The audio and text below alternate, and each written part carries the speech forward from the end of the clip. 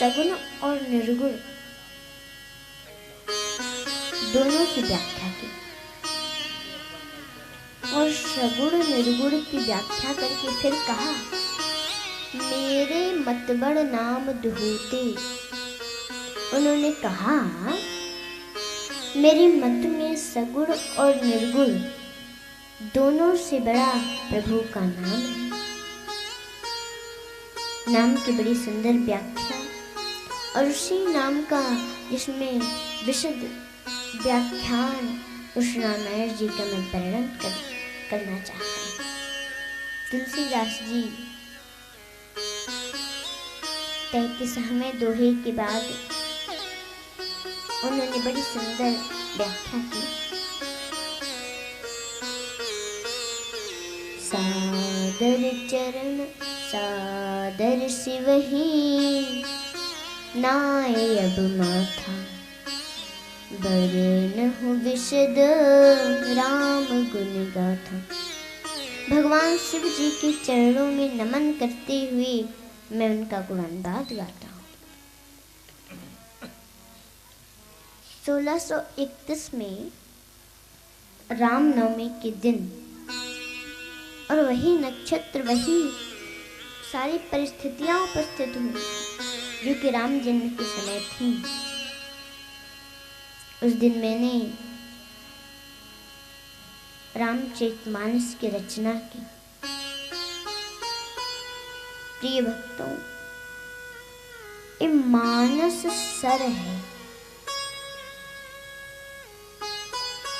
एक होता है मानसरोवर कैलाश, लेकिन ये है तुलसी जी का मानस सर। हिमालय के मानसरोवर में तो जल है, वो स्थिर है, लेकिन तुलसी जी का तो चलता हुआ मानसरोवर है।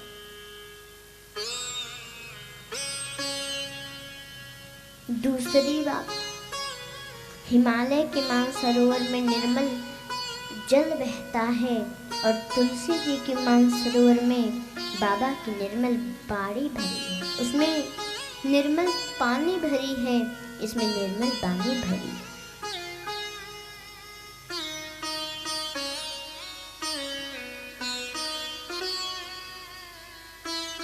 हिमालय के मानसरोवर में स्नान करने से हम लोगों का तन शुद्ध होता है और तुलसी बाबा के मानसरोवर में नहाने से मन शुद्ध होता है।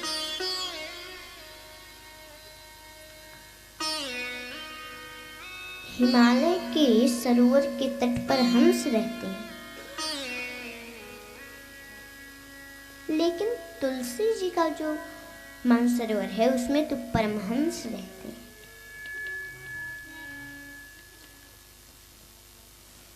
और हिमालय के मानसरोवर में यदि कोई स्नान कर रहा है, गलती से पैर फिसल गया, उसमें वो डूब कर मर जाता है।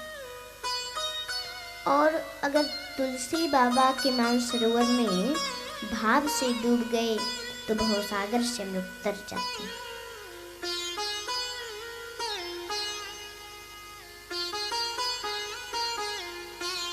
और प्रयागराज जो है वो तीर्थों के राजा। 43वें दोहे के बाद बड़ी सुंदर व्याख्या की। प्रयागराज तीर्थों के राजा, तीर्थों के सम्राट, ऐसे ऋषि प्रयाग में वहां पर प्रतिवर्ष माघ के महीना में मेला लगता है।